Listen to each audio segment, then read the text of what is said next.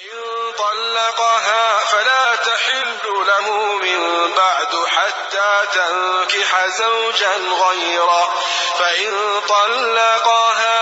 فلا جناح عليهما أن يتراجعا إن ظنا أن يقيما حدود الله وتلك حدود الله يبينها لقوم يعلمون. کبیا یې هغه ښځه دریم ځلې طلاق کړه نو د دې نه پس هغه ښځه د ده د پوره حلاله نه ده تر هغې پورې چې هغه ښځه د ده نه غیر بل خاوند سره نکاح وکړي. بیا که هغه دویم خاوند دا طلاق کړه نو په دې دواړې ښځه او پخواني خاوند باندې هیڅ ګناه نشته چې دواړه د عدت نه پس په نوي نکاح سره یو بل ته رجوع وکړي.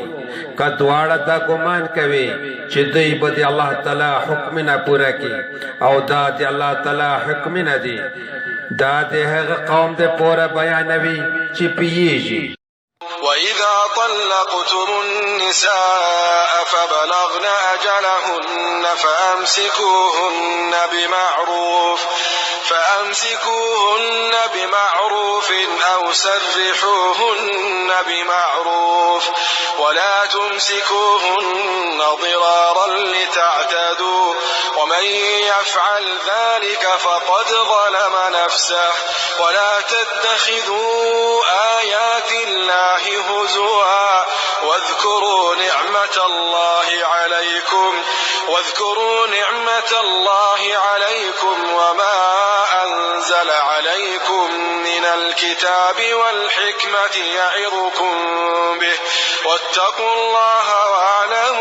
واعلموا أن الله بكل شيء عليم. او کله چې تاسو ښځې طلاق کوي بیا هغې خپلې د عدت آخري مودې ته نږدې شي نو دوی په شي طریقې سره ایسورې کوي په رجوع کولو سره یا هغې په شي طریقې سره رخصت کوي او د ضرر رسولو دپاره هغې مه ایسوروئ چې زیاتی وکړي او چا چې دغه کورونه وکړل نو یقینا هغه په ځان ظلم وکړ او د الله تعالی آیتونه مسخره مه جوړوئ او په تاسو باندې شوی د الله تعالی نعمتونه یاد کړئ او هغه چې الله تعالی په تاسو باندې نازل کړي دي چې کتاب قرآن عظیم الشان او حکمت سنت رسول الله صلی الله علیه وسلم دی هغه تاسو ته په دې سره وعظ کوي او د الله تعالی نه وویریږئ او پوه شئ چې یقینا الله تعالی په هر شي باندې ښه پوه دی.